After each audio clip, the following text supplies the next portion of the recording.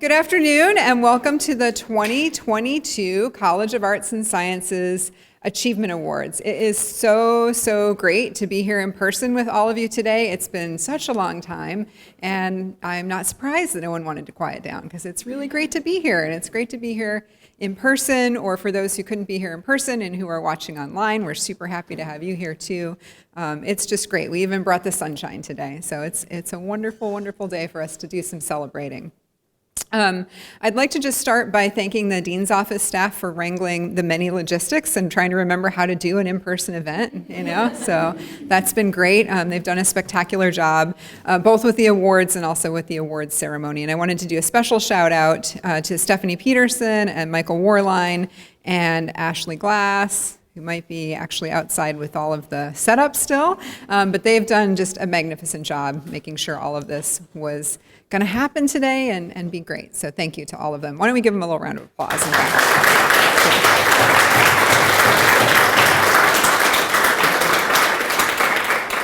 So I probably don't have to tell anyone in this room what the mission of the College of Arts and Sciences is, but I always like to say it because I really love it. The mission of the College of Arts and Sciences is to ignite and sustain a passion for learning and discovery in the sciences, social sciences, and humanities, to help students, staff, and faculty succeed in life, and to contribute to the betterment of our communities from local to global. It's a mission statement that I'm really proud of, and I think all of us are very proud of in this college. This afternoon, we're going to take a little bit of time to celebrate just a few of our truly outstanding students, staff, and faculty who really embody this mission and who have done so much through their dedicated commitment to inclusive excellence. I know that the past few years have been incredibly challenging, incredibly difficult, and disruptive. I know that all of us have suffered losses. I know that all of us have weathered enormous challenges. I am personally so incredibly, so deeply appreciative to all of the staff and faculty in our college who come to work every single day to support our students and to support one another. You are all tremendous. You are all wonderful to work with. You are all outstanding. We're only going to celebrate a few people today, but really this college has so much to be proud of. And I'm so glad and so honored to work with all of you. So I just wanted to make sure and say that. When things get tough, when those challenges start to stack up, I look around at what all of you are doing. I look at the outstanding commitment to students, to teaching, to learning, to discovery, to scholarship, to creative activities. I look at the impact that you're making in our community and in our world, and I'm so proud and I'm so happy to be here because it truly makes a difference. You are all making a difference, and thank you so much for that. Maybe we should give ourselves a round of applause.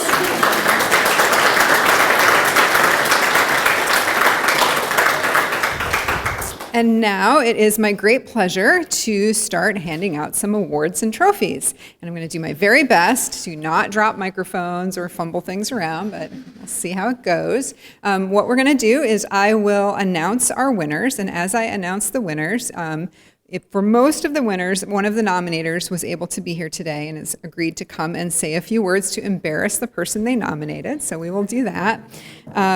And so I'd ask each of you to come down as I call your name with your nominator. We will hand you a trophy. We will take a picture. We will embarrass you, and then we will go to the next person and do the same thing. So with that, it is my enormous pleasure to announce our first winner today, Kelly Day from the Department of Economics, who is the winner of the College Staff Excellence Award. So Kelly, if you would like to come down, together with, I think, Wei Chao Huang, chair of the Department of Economics, is going to say a few words. So come on down, hand off a trophy.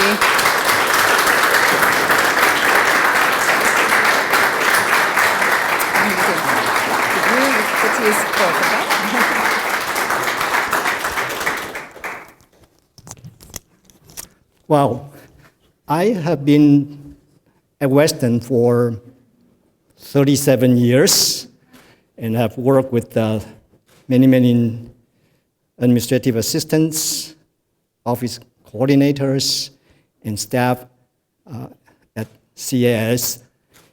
And Kelly is no doubt one of the most competent, dependable, reliable, and pleasant admin that I've got to work with, especially, just like Carla said, in the past 3 very difficult years. She always has my back. And that's why it's no wonder that the nomination package contains many, many strong support letters, not only from the economics department, including me as the chair, director of graduate studies, director of undergraduate studies, faculty senator, union representative, and graduate students, but also from beyond the department, including a letter such as from the, I'm going to say, manager or supervisor of custodial services at the facilities management, stating all those invaluable services that Kelly has provided as a building coordinator for Freeman Home. So, congratulations, Kelly. It's my great pleasure to introduce and present you this well-deserving award. That's all.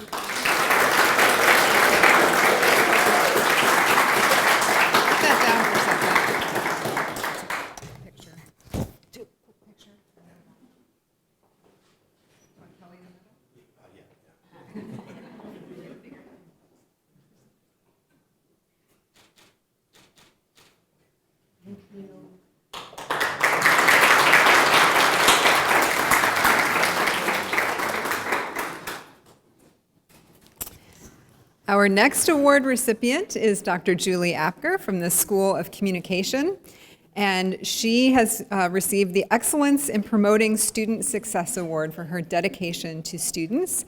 One of her nominators is Cynthia Klecker-Cunningham, who's going to come and say a few words. So if Julie and Cynthia could come down to the stage, that would be great.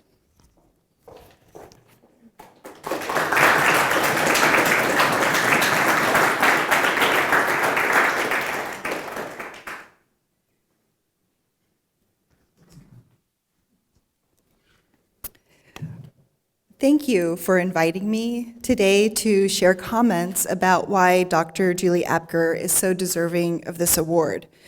These comments are informed not only by my personal experiences with her, but by the trust, respect, and admiration that her students and colleagues show for her. In my letter nominating Julie, I described her as a partner to our students as they navigate their educational and academic challenges. I use the word partner to emphasize that Julie empowers our students. She is a guide. She walks beside them. I've heard from a number of students, I could not have gotten here without her by my side. And I think that is so important that she supports them by empowering them. In her role as teacher, advisor, mentor, and graduate director in the School of Communication, she prioritizes being aware of and attuned to our students' environmental and cultural context and the unique challenges each of them face.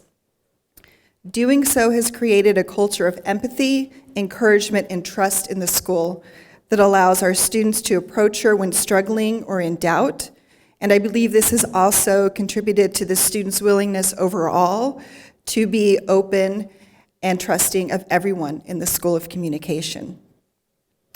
During my 3 years as director, I have watched students face illness, personal tragedy, financial obstacles, and self-doubt.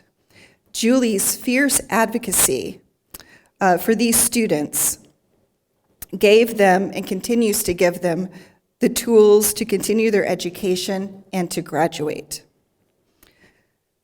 From empowering them to overcome food instability, the inability to pay rent or tuition, to empowering them to secure resources for their physical and mental health challenges, Julie works tenaciously to ensure our students have the support they need to achieve the success which they are all capable of. So I'm just really thrilled and moved that Julie is being recognized for this award because I work with her every day, and I do not know of anyone who is so deserving of this award and who has made such an impact on our student success. So on behalf of the school students and colleagues, and before I drop the mic, because I'm shaking so much, I don't know why, but on behalf of everyone in the School of Communication, I say, without the googly eyes, congratulations and thank you so much for all of your contributions to the school. We appreciate you and you inspire us every day.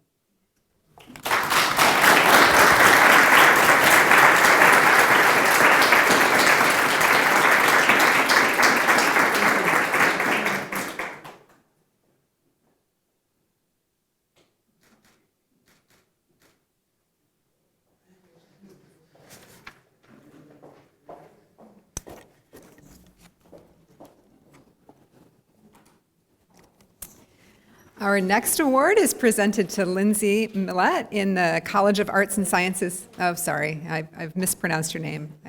Okay. In the College of Arts and Sciences Undergraduate Advising Office, and she has been selected to receive the Excellence in Promoting Student Success Award. I think Diana, I'm going to just trip over all the names now. So Diana Bluen is going to be saying a few words.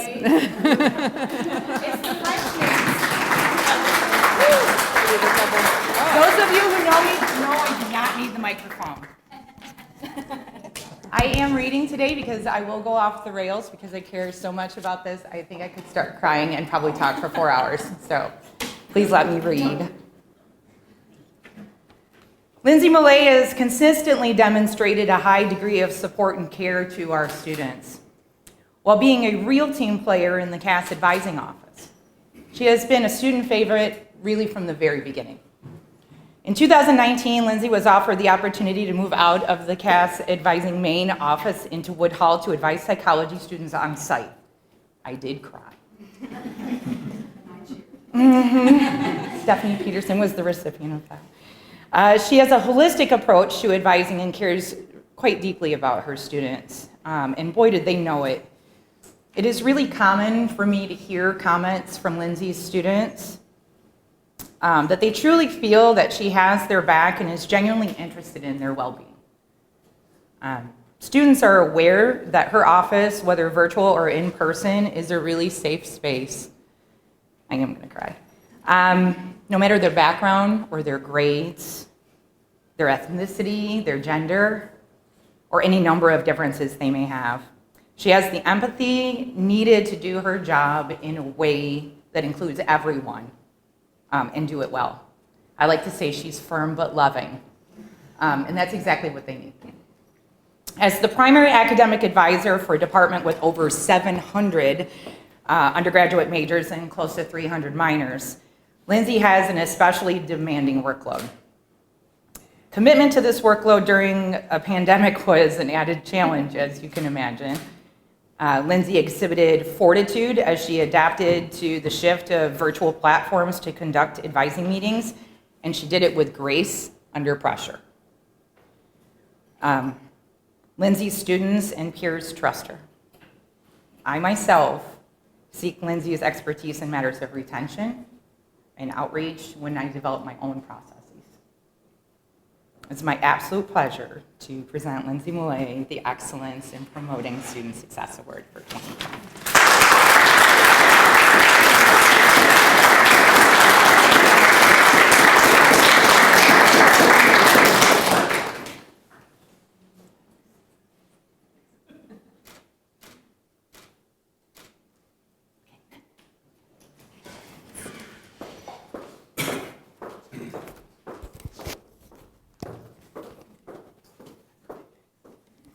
Okay, it is my pleasure to present our next award winner, Dr. Christina Wertz from the Department of Spanish, who's the recipient of our Faculty Achievement Award in Research and Creative Activity. And I believe Pablo Pastrana, Chair of Spanish, is going to come and say a few words.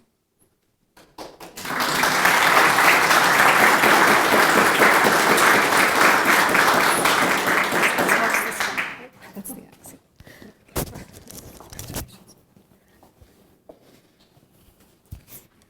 Well, one can hardly say enough about Christina and her work, not just her research, for which she's receiving this award. She's an excellent teacher. She's an excellent pedagogue in everything she does in the classroom. And she used to be, she was the previous chair before I took this office. So she's been my mentor and a good role model for me. Everything she has done since she came from the Department of Anthropology to our Department of Spanish has been impeccable. In my opinion, there is absolutely nothing anyone can say in the slightest negative sense about Christina. Everything she touches is absolute perfection. So now to her research. Quite simply, Christina is a star, is a rock star in her field. She is a cultural anthropologist and also a linguistic anthropologist and a linguist. And as such, there are very few people I can think of who can broach disciplines as well as Christina does. So whether it is anthropology, linguistics, culture, cultural studies, she has this particularly easy way to go about explaining complicated topics, very highly theoretical topics, in the most understandable way possible. So she has garnered support from colleagues the world over. She's really highly regarded at universities such as the University of Michigan, the University of Chicago, the National University in Australia, and the world over. So this is just the first of many awards I'm sure Christina's going to keep on receiving. She has been awarded the Edward Sapir Award for one of her monographs, Performing Afro-Cuban. This is perhaps the most prestigious award in the field of cultural and of linguistic anthropology. So just that alone, you can work all your life and you can try to get that award. And you may not, even if you're world class. Well, she did it fairly easily with her second monograph. So again, she was a teacher before she came to our profession, so she is relatively new, all things considered. So she still has many years to leave a very, very indelible mark in the field. We're so happy to have Christina, but allow me to read just two things from two of her supporters. And if you don't mind, I am trying to deal with technology here, so just bear with me for 1 second. And this is just speaks to the caliber of her work. So this is from her colleague in Australia, Matt Tomlinson, who also who works with her. He has worked with her for a number of years, and this is what he has to say about Christina. He says, she's a brilliant researcher whose work on culture, language, religion, ideologies of race, and politics, especially in Cuba, has gained significant international attention. He goes on, obviously, goes on to write a letter full of superlatives. And again, these are people of great stature and international institutions. One more comment from her good colleague at the University of Chicago, Stefan Palmier. By the way, I only had to ask for letters of support very gently, and within, I kid you not, within 15, 20 minutes, I had a resounding and emphatic yes from these people at all these universities. We only needed 2 letters, but I could have submitted more. And they both had their letter in record time. These are very, very busy people at very high stature universities, and they wrote, one of them, a letter that was 4 pages long. So just so you get an idea of how Christina is regarded in her field. From Professor Palmier, quite simply, the single I regard Christina quite simply as the single most innovative, insightful, and theoretically sophisticated anthropologist working on Afro-Cuban religion these days. And he goes on to say, let me see if I can find this. I would need to add a spate of a spate of other topics and concerns to which her work has come to contribute. Racialization, history and historicizing practices, ritual languages, and the challenges posed by a spirit possession to Western common sense and anthropological theory, and questions of the semiotics of materiality and subjectivity, et cetera, et cetera, et cetera. So this may all sound really strange to us because it's not our field, but again, she has added her name to numerous topics and numerous theories of studying race, studying culture, studying language, and the interweaving of all these disciplines. I don't want to spend any more time here because this is a moment to honor and to celebrate Christina's work. And please, please, please help me in giving her the most enthusiastic applause you can have today.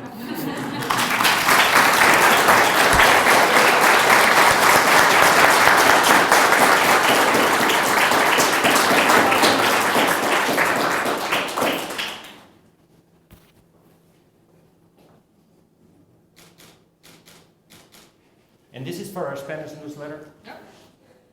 Which we're about to promise. That's why I don't know how soon those will be ready, but this is going to be coming next week, so we don't mind keeping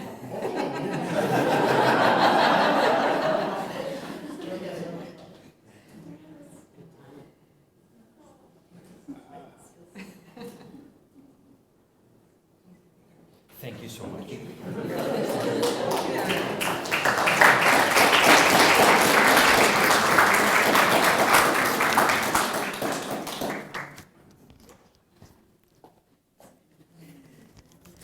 Our next award recipient is Dr. Sibel Shattuck from the Department of Comparative Religion and also the Institute of Environment and Sustainability. And she is the winner of our Faculty Achievement Award in Teaching. And I believe Nick Witchey is going to come and say a few words. Please come to the stage.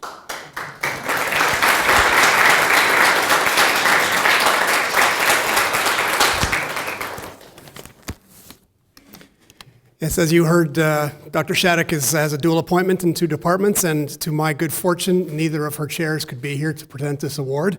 And I'd say about the nomination for the award, I'm only sorry that they beat me to it. I'm delighted to be able to do so. Dr. Shattuck, I'm going to read from some of the excerpts from some of the nomination letters. Dr. Shattuck has developed and taught 9 different courses during her 6 years at WMU. Her courses show an amazing breadth and depth of knowledge, along with a passion for course design that emphasizes student engagement and student success. Her students have responded to her passion for teaching, awarding her with consistently high marks. She has averaged well above 4 out of 5, often closer to 4.7 on student evaluations. In all of her courses, Dr. Shattuck has exhibited a strong commitment to discovery-driven pedagogy and to engaging students in interdisciplinary thought and practice. Her use of varied pedagogical approaches, including lectures, group discussions and activities, case studies based on relevant current environmental issues, cite the example of the Flint water crisis, field trips, and individual and group projects, clearly resonates with students and provides many pathways to the development of critical thinking and communication skills. And I've got a couple of 4 examples here. In Environmental Studies 2050, Nature, Society, and Sustainability, Dr. Shattuck has introduced a group project focused on sustainable city design that challenges students to apply what they have learned about environmental problems and solutions to a local community, thereby providing valuable practical problem-solving skills and a sense of hope for their futures. In ENVS 4370, Eco-Justice, she employs case studies to allow students to explore factors that affect whether justice movements are effective in redressing or preventing injustice. These real-world cases encourage students to develop analytical skills as they sort out stakeholders and their interests, how people frame issues, who has decision authority, and what kinds of resources are available to influence decision processes. And again, these are from the nominating letters from her 2 department chairs. Congratulations.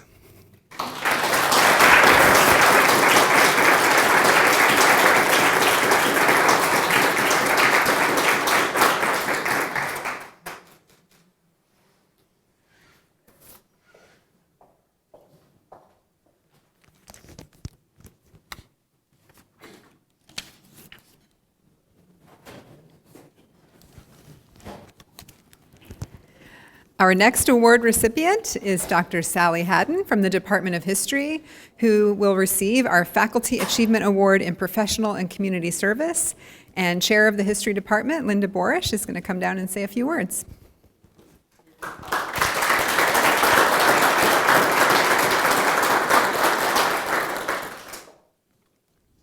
Good afternoon to everyone. Dr. Haddon has a long and distinguished record of professional and community service.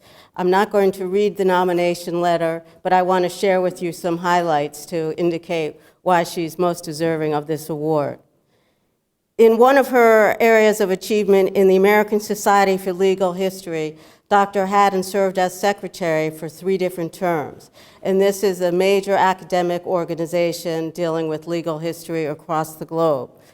And she was awarded by the president of the American Legal History Society, who is a professor of law and history at University of Michigan, the most distinguished award given to a member of the American Society for Legal History called the Craig Joyce Medal. The award is granted on an occasional basis to acknowledge and honor extraordinary and sustained volunteer service to the society. In 2018, Dr. Haddon earned this, and she was the first woman to earn this. There's only been 6 medals since the organization of American Legal History Society. So that's very impressive. She also was involved in other scholarly organizations at the same time, and this relates to her academic expertise in legal history, American history, and Southern history. She took on leadership roles in the Southern History Association, serving on program committees, and if you've ever done that, you know how involved that is, and also book prize committees, very time-consuming. She was asked to be an advisor by the executive committee and did that so well that she's now going to be on the executive committee of the Southern Historical Association. In community outreach, Dr. Haddon has played a phenomenal role during the pandemic. She's one of 3 co-founders of what's called Feed the Fight Kalamazoo, and this was founded in March 2020 to help feed frontline health workers and to assist restaurants who, of course, were finding dwindling activity. So she worked with colleagues in the community to deliver meals, to do fundraising, and as of, I believe, early 2021, $100,000 was raised. And so Dr. Haddon spearheaded that. And not to forget about the work at WMU, because as a member of the Department of History, I can assure you she does her academic service. She's currently Director of Graduate Studies and has served in that role since 2018. In that role, she's played enormous roles in adding to our visibility, including writing an article for the American Historical Association newsletter. She worked with me on academic program review. She's also been involved in assessment, the A word, as we like to say. And along with those tasks, prior to being Director of Graduate Studies, she served as Chair of Speakers and Events, Research, Tenure, and some other committees along the way. She's also contributed to CAS on various committees, including Phi Beta Kappa, and also is currently involved with the strategic planning for the university. So it is my great pleasure, and without any hesitation, that Dr. Haddon firmly deserves the Professional and Community Service Achievement Award. Congratulations.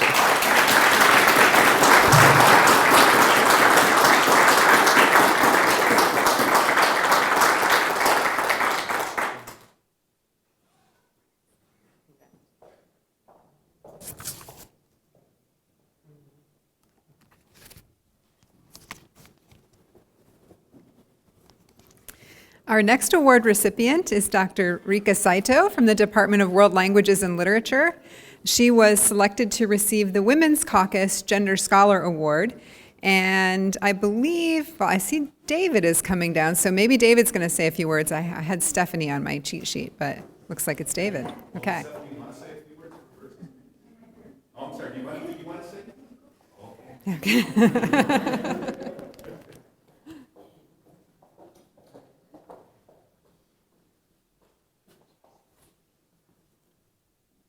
I'm a representative of the World Languages and Literatures here to congratulate Dr. Saito for her Women's Caucus Gender Scholar Award today. Thank you for all the nominators and to the caucus itself. In addition to her 2021 book, The Language of Feminine Duty, Articulating Gender and Covert Policy in Modern Japan, she has over a dozen articles and chapters on related topics, including the distinguished series on the collaborative thought and work of Yamada Waka and Kokichi. Indeed, whether organizing conferences or being the editor-in-chief of a Japanese journal on gender and language, or early on being a freelance journalist reporting on Japanese language and intercultural studies, Rika's work is never done. And this is also reflected in all of her dynamic and engaging classes at all levels of Japanese culture, literature, linguistics, and gender. Also, on a personal level, Rika's office is right next to mine. And as we are all trying to get back to normal and return fully to being in person in the last year, Rika, in her daily hustle and bustle, running to the Xerox machine, running back to her office to talk to students, and running off to her classes, all with equal energy and good cheer, has been inspirational. Congratulations, Rika.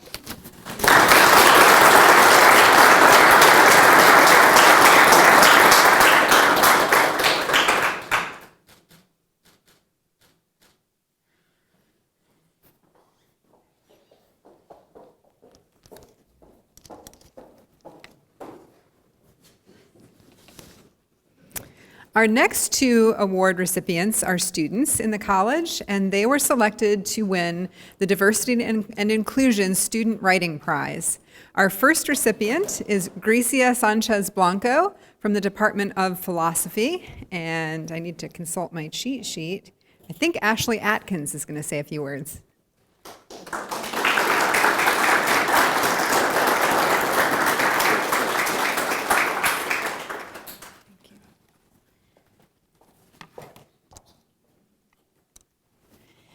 I'm very pleased to be here today to present this award to Gracia for her philosophical work on grief and ritual. Gracia, I have such clear memories of you in our seminar on grief, which, as you'll remember, took place on the steps outside of Knaus Hall. COVID. Actually, while most of the students were on the steps, I remember you sitting on a foldable chair because you had the foresight to make the best of the situation. Already, in your own way, you were asking, how do I improve upon the situation? You seem to me to be a person generally who doesn't just see what's before you, but who can see possibility. You're a questioning person, a natural philosopher, and a natural leader, and that shows in your work. Very early in your study of grief, you were asking, what isn't yet accounted for? What can I bring to this study? And I think you rightly and perceptively observed that philosophical discussions of grief would benefit from more attention to ritual and from the context supplied by rich cultural understandings of death and of the boundaries between the living and the dead, porous as they may be. In pursuing these ideas, you headed straight into the difficult parts, precisely where some philosophers would be inclined to make simplifying assumptions. You complicated matters, and I'm glad for it. And I think that today you're justly recognized for that achievement. You brought to bear a wealth of cultural knowledge in drawing from the traditions associated with Mexican celebrations of the Day of the Dead. This, I think, deepened your work, and it helped to provide traction in investigation that could otherwise be very abstract, concerning as it does the ends or goals of grief, if any. But I also think that it showed courage for you to engage with a largely Anglo-American philosophical tradition in this way. In effect, you're saying these traditions, these practices, this intellectual history is worthy of serious investigation. This too is philosophy, and I have some right to say so. I know that there is a weight associated with that kind of work, but it's honorable work and worthy of celebration. And I'm so glad to be here to celebrate with you.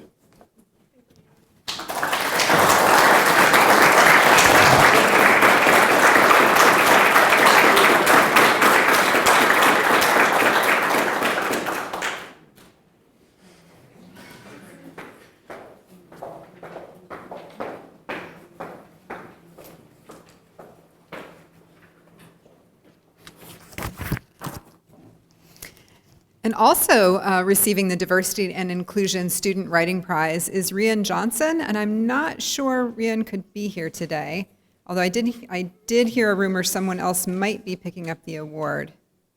Okay, that's fine. I'm still going to say a few words because Rian's nominator also, I think, had a conflict today, but left me a letter to read, so I'm going to read the letter to you.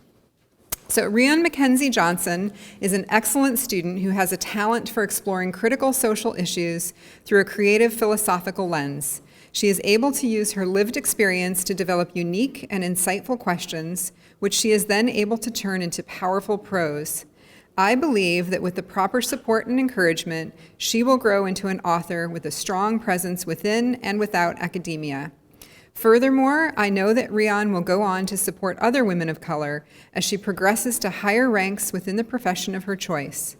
It is my hope that Western Michigan University is in a place to recognize the importance of and potential in Rian's chosen submission. I have read it and believe that the ideas fundamental to this essay have the power to direct and inform current conversations pertaining to the very real barriers that sexual assault poses to many women seeking safe and welcoming working environments.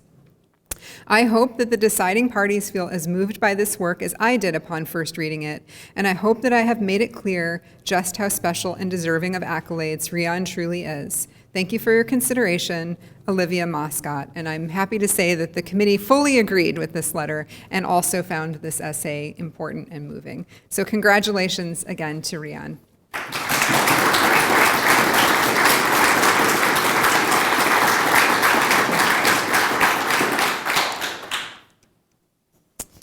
I would also like to provide a few words about our 4 honorable mentions for the Diversity and Inclusion Student Writing Prize. I'm not sure if we have any nominators speaking on behalf of these students, but if they are here, I welcome you to come down, and we have a little plaque for you. So Olivia Moscott from the Department of Philosophy, Desiree Celeste Garcia from the Department of English, Maxwell Stebbins, Department of Philosophy, and Farzana, and I'm hoping I get this right, Sayazania from Department of Psychology. If any of you are able to be here today, please come down. Otherwise, we will make sure all of our students get their prizes. Oh, it looks like we have at least a couple of our students. Wonderful.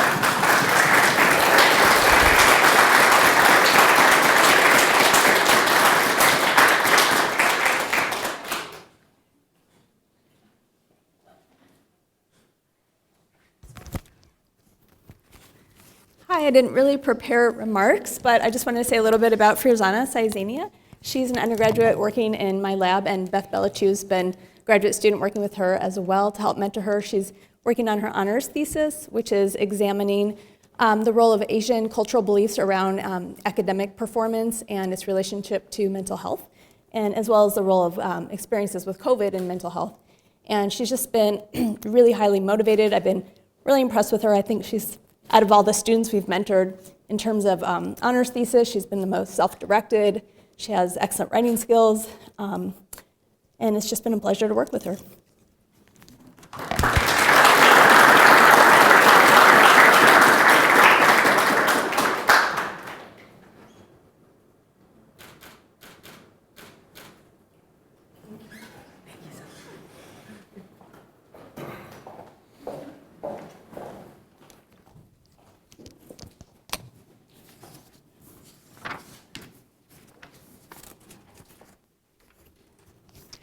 And finally, it is my great pleasure to recognize this year's recipients of the College of Arts and Sciences Dean's Appreciation Award.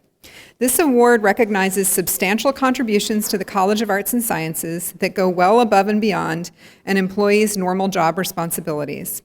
These contributions may be related to a single initiative or may be cumulative over the employee's career. All faculty, staff, and administrators holding an appointment in a unit within the College of Arts and Sciences are eligible for this award. The Dean and the Associate Deans of the College of Arts and Sciences nominate and select awardees. Typically, one award will be given each year, but in rare instances, 2 awards may be given in a single year. This is one such year. And I will note that we did not notify our recipients in advance. We had to trick them into coming here today. And I hope that this means that the award will be a surprise to our winners. Okay, so drum roll. Our first award recipient is Kevinnutson.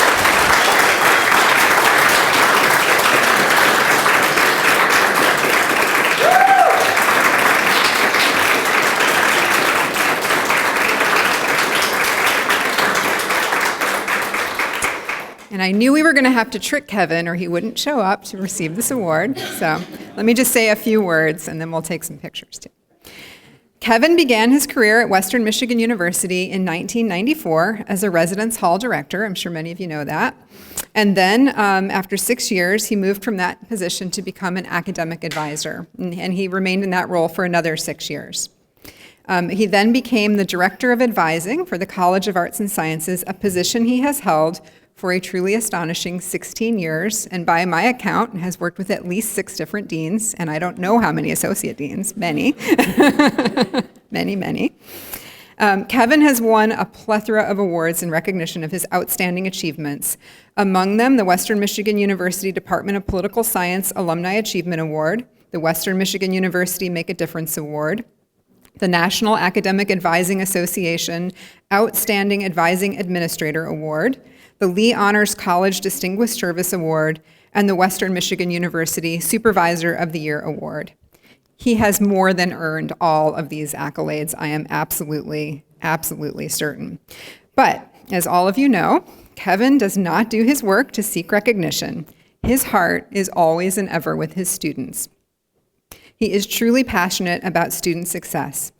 Over the course of his career, I have absolutely no doubt that Kevin has positively changed the trajectory of hundreds, if not thousands, of students. He has had a remarkable influence on so many lives. His famous advice, go to class, do your work, ask for help, are words for us all to live by, not just our students. These are words for all of us to live by. Go to class, do your work, and ask for help. Kevin, I am truly grateful for everything you have done and continue to do for all of our students, for our staff, for our college, and for our community. I'm grateful for the support that you have given to me personally. It has been truly a joy every single day to work with you. I have learned more than I can even think about the university, about the community from working with you, and I will never be able to say thank you enough times, but thank you again for that. We are just incredibly lucky to have had you in the college for all these many years. I think most of you know that Kevin has decided to retire. It is a huge loss for us. It is a huge win for Kevin and his family, and I'm so happy for you and so sad for us. But again, thank you. Thank you for everything you've done.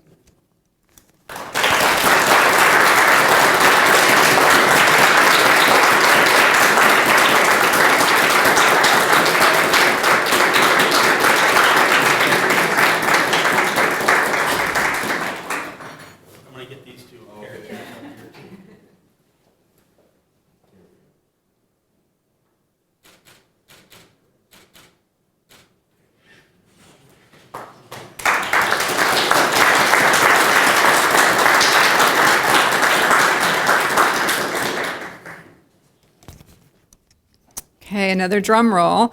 Our second recipient also had to be tricked into coming here this afternoon, and I am delighted to honor Stephanie Redant from the College of Arts and Sciences Budget Office.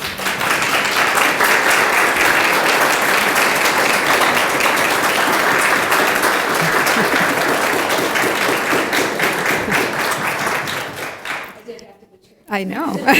She was trying to keep working, and I had to stop her and drag her away. So Stephanie first came to Western Michigan University in 2014 as a business analyst in extended university programs.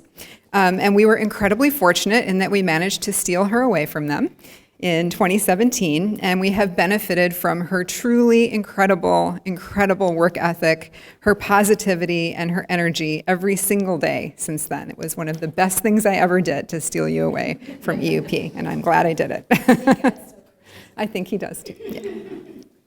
In recognition of her excellence, Stephanie has received a Western Michigan University Make a Difference Award, and just yesterday, I believe, I couldn't be there, was honored by the APA with the Tony Griffin Service Award, both awards richly, richly deserved. Even under the most challenging of circumstances, Stephanie is always willing to give a little bit more of her time and to share her wealth of knowledge to help me a lot, thank you. Our associate deans, our chairs, our directors, our administrative assistants, and really every single member of the college. Anyone who needs help anytime knows that they can go to Stephanie and they can get help. I am personally incredibly grateful to have had the opportunity to work with Stephanie, especially through the just unbelievable challenges that we have weathered over these past few years. I don't think I could have done it without you. I'm grateful for everything that you've done for all of us, and I have no doubt that everyone who works with you in the college would say the very same thing.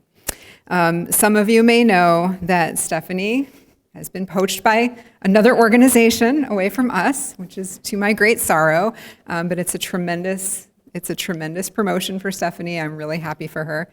Again, sad for us. You will be so, so missed, and thank you for everything that you've done for the college.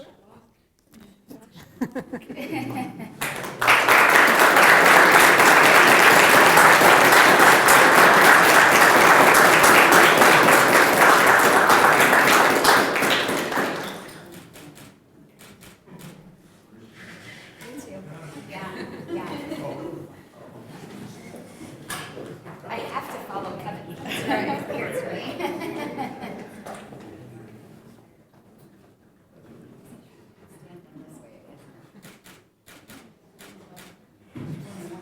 I know.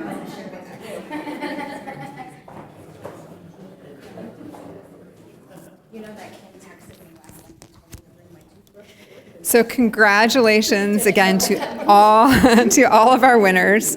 Thank you everyone for coming and for being here in person today or for joining us online. It's really a joy to celebrate just a few of the many incredible people that are in our college. I am deeply appreciative of all of your efforts to everyone in the college for everything that you do on behalf of our students, on behalf of one another, in support of our communities from local to global. This is an incredible college, and I'm so proud of each and every one of you. It really is a pleasure to work with you. We do have some refreshments in the lobby. The sun is actually shining. It's not snowing, so if you'd like, you can take some refreshments outside and enjoy them there as well. For all of the award recipients, I've been instructed to ask you to assemble out in the hall for some picture taking. So before you leave, do some picture taking, and then you can go grab your refreshments and enjoy the sunshine. Again, thank you, and congratulations to all of our winners.